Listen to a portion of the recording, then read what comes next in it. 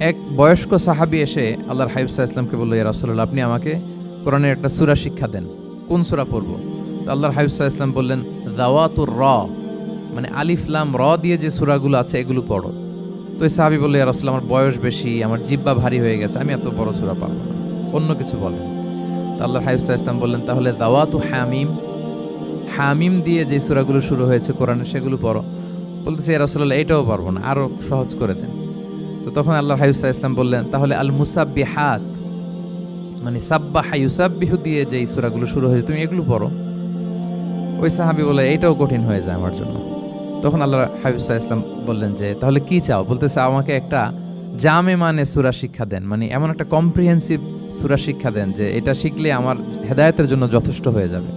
তখন আল্লাহর হাবিব সাল্লাল্লাহু আলাইহি ওয়াসাল্লাম বললেন, তাহলে তুমি পড়ো ইযা যুলজিলাতিল আরদু জিলজালাহা ওয়া আখরাজাতিল আরদু আথকালাহা ওয়া ক্বালাল ইনসানু মা লাহা। তুমি সূরাতুল জিলজাল তেলাওয়াত করো।